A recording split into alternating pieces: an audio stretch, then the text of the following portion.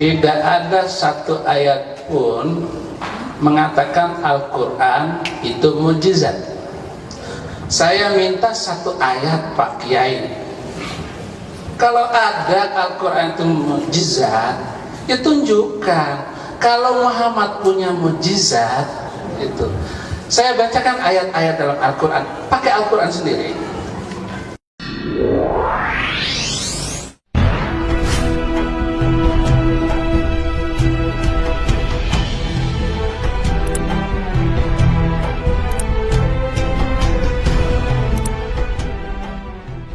Shalom, Besem Hamasiyah, Assalamualaikum warahmatullahi wabarakatuh. Warabina Isa al-Masih. Terima kasih. Kesempatan ini saya akan pergunakan maksimal. Dari kecil saya Muslim. Ibu saya guru agama di rumah tangga itu, dan saya sangat hormat dengan mama saya. Kelas 6 SD saya baca Injil Perjanjian Baru. Kalau ada ayat yang menyenangkan hati, saya baca keras-keras, mama saya tahu. Kemudian saya bilang, "Mak, saya nggak akan menjadi orang Kristen." "Nanti kamu masuk Kristen." "Catat, Mak, saya akan menjadi pembela Islam paling berani." Kelas 6 tamat, SMP tamat, penasaran di mana sekolah yang mengajarkan Injil. Sambil saya baca banyak buku Hamran Amri, Yusuf Roni, saya benci semuanya. SMA Muhammadiyah di Bima, dapat beasiswa dari pimpinan pusat Muhammadiyah. Kuliah di Solo, ambil jurusan perbandingan agama. Semua agama saya pelajari. Yahudi, Kristen, Islam saya pelajari. Hindu, Buddha saya pelajari. Kuliah itu saya pakai kesempatan saya dakwah ke Klaten, Wonogiri, tidak kurang 15 orang Kristen masuk Islam. Pendeta saya debat. Malam ketiga dia bilang Islam itu jorok dan kumuh. Saya bilang pada pendeta itu, "Benar pendeta, tapi harus garis bawahi yang jorok dan kumuh bukan Islam, orangnya." Nggak ada orang Islam masuk masjid pakai sepatu. Pendeta itu tidak berkedip memandang saya. "Pak Pendeta, sebelum orang Islam bertemu dengan Tuhan, cuci tangan dulu supaya tangannya selalu berbuat baik, wajah berseri-seri, telinga berpikir dingin." Pokoknya saya jelasin arti wudhu. Masuk kamar mandi, ambil air sember, diguyur seluruh tubuhnya. Keluar basah kuyup, Mas Saifuddin, "Sekarang saya sudah jadi orang Islam."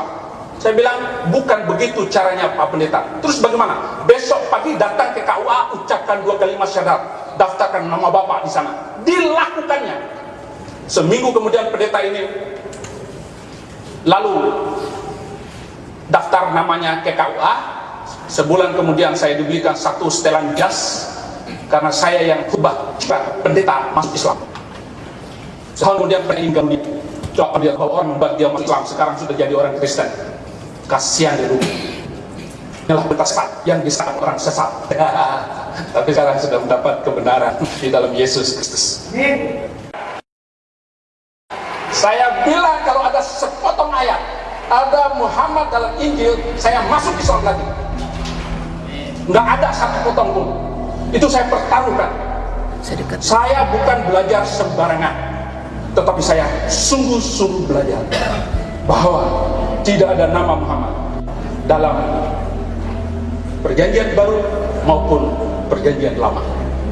Dalam bentuk kata apapun atau rumpun kata apapun, Bapak nanti boleh ungkapkan itu. Kita akan baca ayat sebelumnya dan ayat sesudahnya. Ini tantangan loh Pak Kiai, tantangan.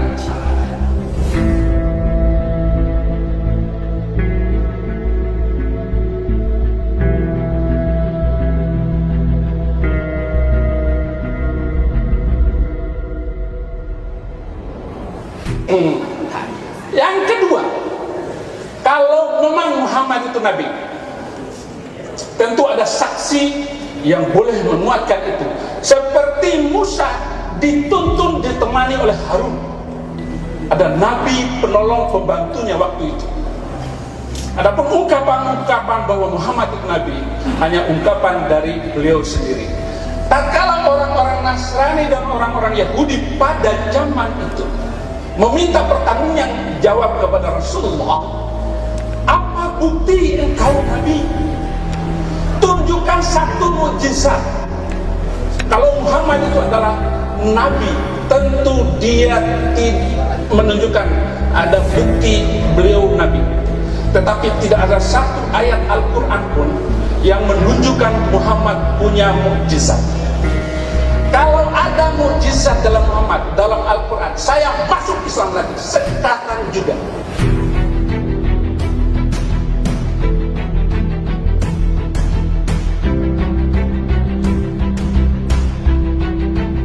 Tunjukkan satu ayat bahwa Muhammad punya mukjizat dalam Al-Quran.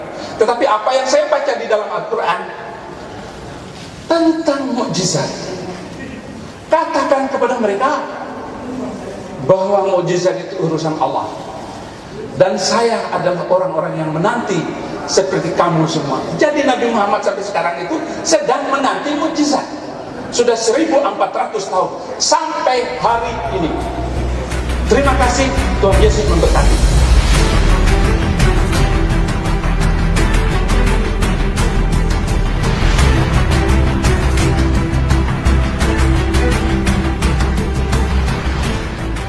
Kalau tidak tahu ini debat ilmiah bukan mempersembahkan.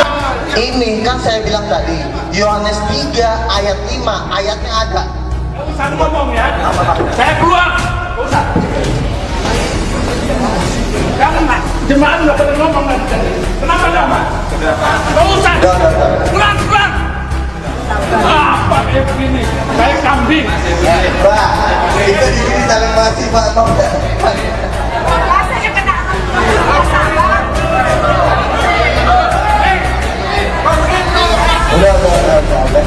sama. Bu, mencari Allah itu gak gampang. Udah.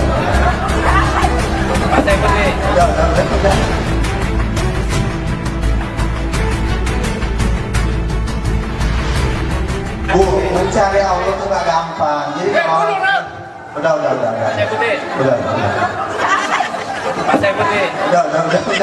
Udah. Mencari Tuhan itu tidak mudah. Jadi kalau ada pekerjaan seperti ini kita harus memang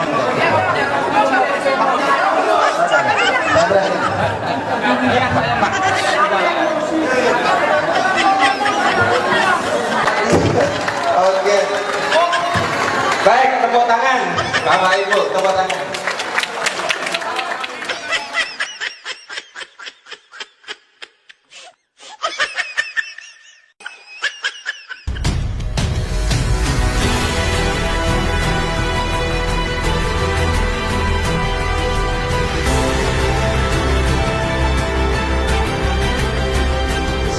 Insyaallah semuanya dirahmati dan dimuliakan oleh Allah Subhanahu wa taala.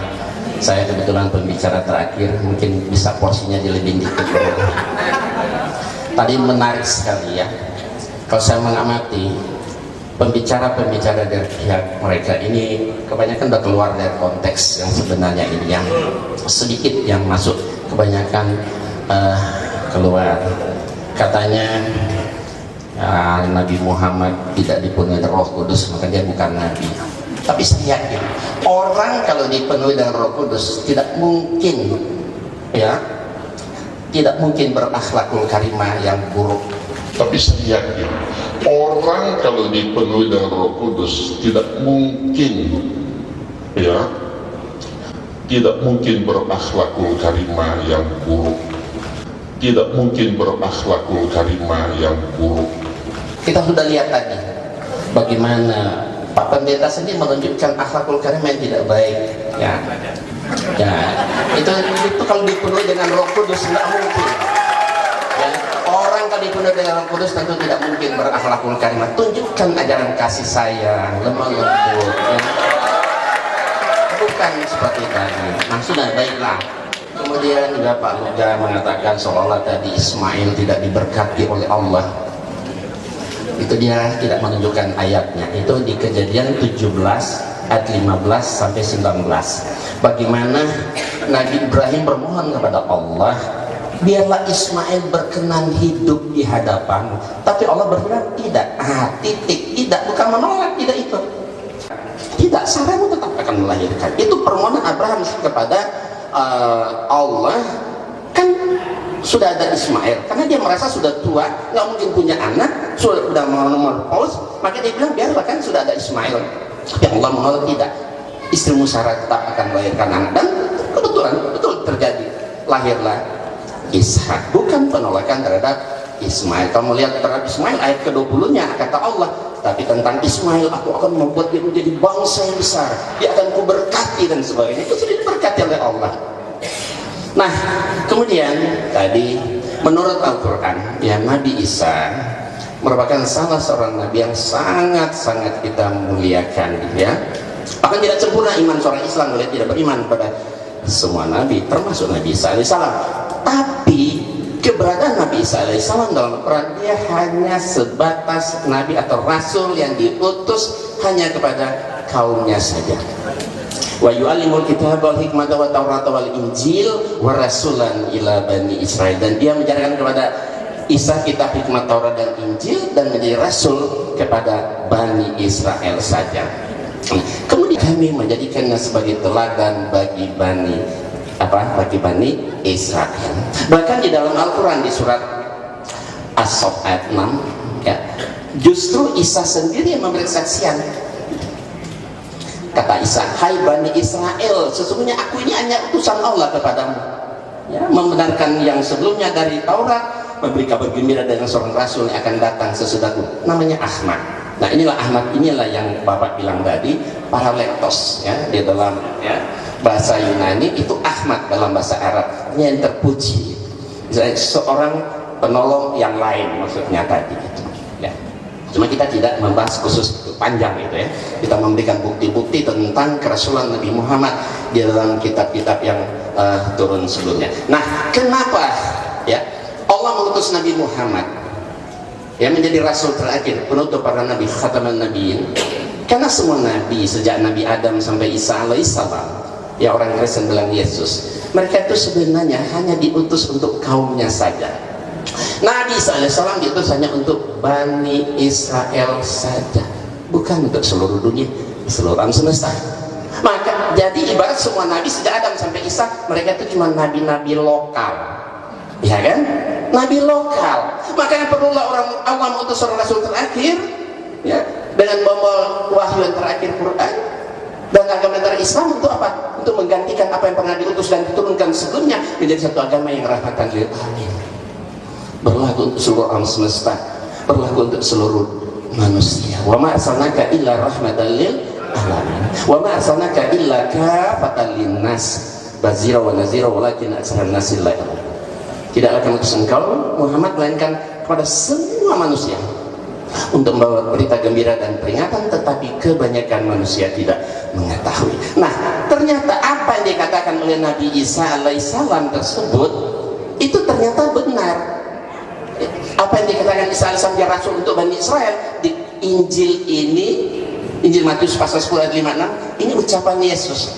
Yesus punya murid 12 orang, dia suruh semua muridnya silakan dakwah kemana saja, tapi Yesus wanti-wanti, jangan kamu menyimpang ke bangsa lain atau masuk ke kota orang Samaria, tapi pergilah kepada domba-domba yang hilang dari umat Israel. Kenapa? Kan memang dia ditugaskan hanya untuk Bani Israel saja, tidak untuk seluruh dunia. Kemudian kita lihat di sini Matius 15 ayat 24, ini pengakuan Yesus yang jujur dan polos tertulis di Injil. Kata Yesus, aku diutus hanya kepada domba-domba yang hilang dari umat Israel. Yesus yang berkata, ya, dia hendak untuk. Kemudian kita lihat di sini Kisah Rasul pasal 13 ayat 23, dan dari keturunannya lah, sesuai yang telah dijanjikannya, Allah telah membangkitkan juru selamat bagi orang Israel, yaitu Yesus. Coba digeser sedikit, ini fokuskan fotonya. Jadi Yesus, dia seorang juru selamat, tapi hanya untuk Bani Israel, bukan untuk seluruh alam semesta atau seluruh dunia. Bahkan Yesus melarang memberitakan Injil di Indonesia. Di Indonesia dilarang oleh Yesus untuk memberitakan Injil. Tidak boleh. dilarang. Yesus sendiri, kita lihat di Kisah 16:26 dan 7, dan mereka melintasi tanah Frigia dan tanah Galatia karena Roh Kudus mencegah mereka untuk memberitakan Injil di Asia. Dan setibanya di Misia, mereka mencoba mereka masuk daerah Bitinia, tapi Roh Yesus tidak mengizinkan mereka. Pertanyaannya, Indonesia masuk Asia enggak? Masuk. Berarti Indonesia termasuk yang dilarang oleh Yesus untuk memberitakan Injil. Kenapa? Karena dia diutus hanya untuk Bani Israel saja, ya, tidak untuk seluruh dunia, tidak untuk seluruh alam semesta. Tentang Roh Kudus saya kembali sedikit ya. Roh Kudus itu ya, kalau kita sebenarnya kan malaikat Jibril, mereka Roh Kudus itu baru diangkat jadi Tuhan itu tahun 381 Masehi pada konferensi Kalkedon, Mbak ya. Bapak sendiri paling ngerti. Yesus diangkat jadi Tuhan tahun 325 Masehi. Konferensi ini saya Pak ya. Jadi Yesus diangkat jadi Tuhan itu diibaratkan kita muktamar. Manusia mengangkat Yesus jadi Tuhan. Roh Kudus diangkat jadi Tuhan itu konferensi Kalkedon tahun 381. Jadi Yesus dan Roh Kudus jadi oknum Trinitas itu yang mengatakan itu manusia. Ada berjuta-juta manusia hidup di dunia ini, berjuta-juta manusia, anak kecilnya banyak yang hafal Al-Quran di luar kepala, betul? Karena dia betul-betul mujizat. Pertanyaan saya, kalau ada sembarang orang Kristen yang ada di sini, termasuk Pak Pendeta, hafal satu lembar ayat Bible, saya akan masuk Kristen saat ini. Silakan, satu lembar, asal pas titik komen. Silakan, satu lembar. Tapi Al-Quran mujizat Rasulullah, subhanallah, luar biasa. Jutaan orang hafal di luar kepala, kata SD, anak kecil banyak. Itulah mujizat Rasulullah abadi sepanjang